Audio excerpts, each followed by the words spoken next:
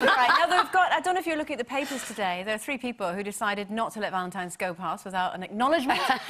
These are these 3 men who proposed to their girlfriends in the Sun newspaper. So, do you think that a public proposal like this is a romantic thing to do, or is it just a little bit cringy? What do you reckon? I think, to be honest, I think it's a little bit dangerous, because what if those women are going, oh no? Oh no, I hope they're not. I really hope they're not. Sure, and I hope yeah. nobody's sort of really upset today because of it. But I mean, when I was very lucky to be proposed to by Stephen about 1,000 years ago. It took us ages to get married, but and it was very, very quiet, and it was in our house, and he was in his dressing gown, and he came.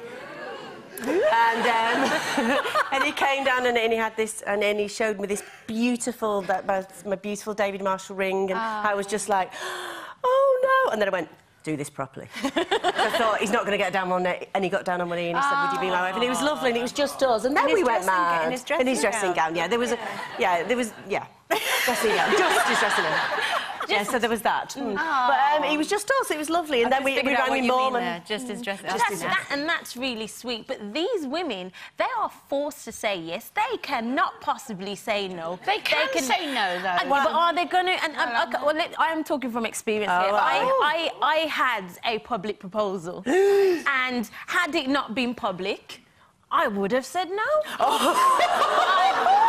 I'm very sorry if the man in question is offended. But I would have said no. What, so you felt married and everything. You went through it? Yeah, I did.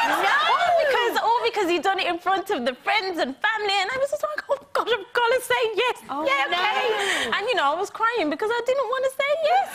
No, bless her. That's horrible. I'm horrible. No, but no, I mean, it's just an awful situation. I'm not saying you're awful. I'm just saying the whole situation is so awkward. I think a proposal I love romance and I love surprises, and you know, and something like that. Your proposal, it sounds beautiful, it sounds wonderful, and I think that's how it's supposed to be. Just in case you might want to. I have to say, I have never been proposed to. Oh, Sherry. Yes, I'm the proposer. Oh, yeah. Okay. So I used to propose all the time. In fact, at one stage, I was engaged to 3 men at one time. And I got 3 rings. I thought that was pretty good going. That's not bad, you know. I think I had to give one of the rings back when the other 2 found out, but I kept the others anyway. And I just thought, that's the way to go, isn't it? You propose yourself, and then... Did you get down on one knee? No, I didn't bother. I just said, could I have a ring?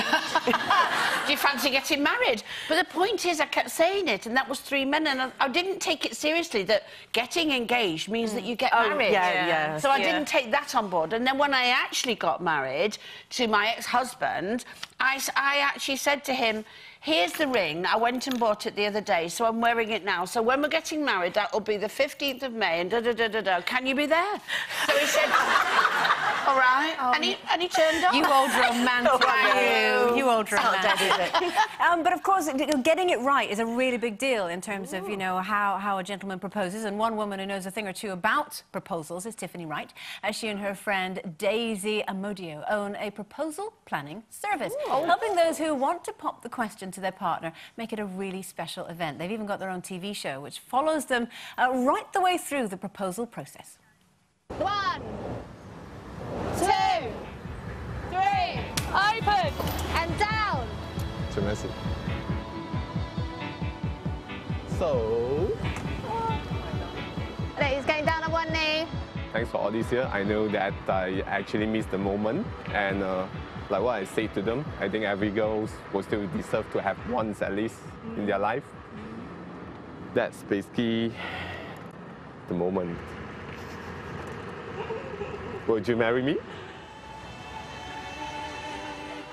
But we need to know what happened. So we've got Tiffany Wright on the phone. Hello, Tiffany. Hi. So hello. you obviously helped set up that whole thing. What did she say? Well, if you watch Lifetime tonight, you'll be able to watch the episode again and see if she... Tell us now, honestly, nobody's listening. Just tell us now. Well, Did it all end all right? Of course it was a yes. We always get yeses. Yay. So, obviously, you know, because of your business, you've obviously seen a gap in the market in that there is a special way, or it has to be a special thing in order to propose to somebody. You have to make a big deal out of it. What's been, I'd say, your most flamboyant so far?